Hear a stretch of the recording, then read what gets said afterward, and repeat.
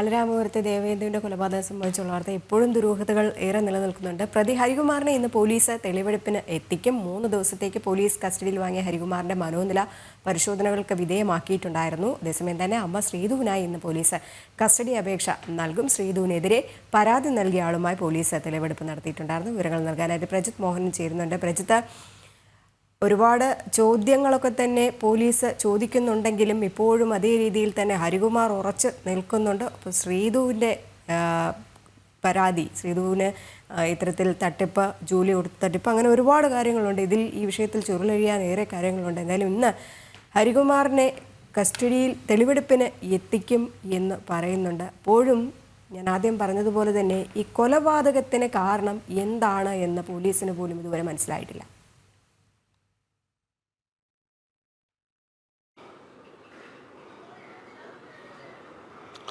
അതുതന്നെയാണ് കാരണം ഹരികുമാറിനെ ഇന്ന് തെളിവെടുപ്പിനെത്തിക്കുമ്പോഴും ഉത്തരം കിട്ടാത്ത ഒരുപാട് ചോദ്യങ്ങൾ ഇങ്ങനെ ബാക്കിയായി നിൽക്കുന്നു. അതുകൊണ്ട് തന്നെ കസ്റ്റഡിയിലടക്കം ചോദ്യം ചെയ്ത കൂടുതൽ തെളിവുകൾ കണ്ടെത്തുക എന്നുള്ളതാണ് പോലീസിന് മുൻപിലുള്ള പ്രധാനപ്പെട്ട വെല്ലുവിളി എന്ന് പറയുന്നത്. 3 ദിവസത്തേക്ക് കസ്റ്റഡിയിൽ വാങ്ങിയ ഹരികുമാറിനെ ഇന്നലെ മനോനില പരിശോധനകൾക്കും പോലീസ് വിധേയമാക്കിയിരുന്നു. അങ്ങനെ സർവ്വതലത്തിലുള്ള പരിശോധനയുമായി മുന്നോട്ട് കൊണ്ടുപോകുക, ഇതിൻ്റെ ഒരു കൃത്യമായ മോട്ടീവ്, അത് ഹരികുമാർ പറയുന്നതിനപ്പുറത്തേക്ക് മറ്റു ചില കാരണങ്ങൾ ഉണ്ടോ തുടങ്ങിയിട്ടുള്ള കാര്യങ്ങൾ അന്വേഷിക്കുക എന്നുള്ളതാണ് പോലീസ് ശ്രമിച്ചുകൊണ്ടിരിക്കുന്നത്. എന്തായാലും പ്രതിക്ക് മാനസിക അസ്വസ്ഥമില്ല എന്നുള്ളൊരു വിലയിരുത്തലിലേക്ക് പോലീസ് പോയിട്ടുണ്ട്.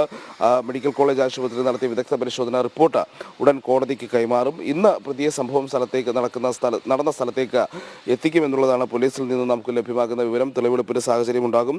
ശേഷം കൂടുതൽ ചോദ്യങ്ങൾ ചെയ്യും. അതോടൊപ്പം തന്നെയാണ് കുട്ടിയുടെ അമ്മ ശ്രീധുവിന് വാട്സാപ്പ് സന്ദേശങ്ങൾ അയച്ചതിലുമൊക്കെയുള്ള വ്യക്തതകൾ പോലീസ് വരുത്തുന്നുണ്ട്.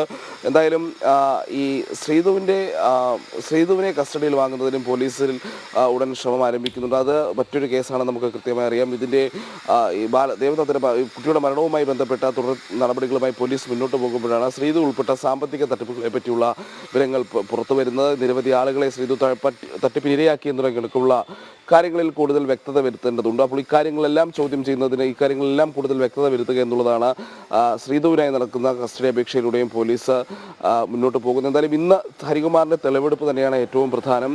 ഹരികുമാറിനെ തെളിവെടുപ്പിനെത്തിക്കുമ്പോൾ പ്രദേശത്തെ ഏതെങ്കിലും രീതിയിലുള്ള സംഘർഷ സാധ്യതകളോ നാട്ടുകാരുടെ പ്രതിഷേധങ്ങളോ തുടങ്ങിയിട്ടുള്ള സാധ്യതകളൊക്കെ ഉണ്ടാകാനുള്ള സാധ്യതയുണ്ട്. അപ്പോൾ ഇതെല്ലാം കണക്കിലെടുത്തുകൊണ്ട് മാത്രമായിരിക്കും തെളിവെടുപ്പ് നടപടികളുമായി പോലീസ് മുന്നോട്ട് പോവുക. വിവരങ്ങൾ നൽകുകയായിരുന്നു പ്രജിത് മോഹൻ.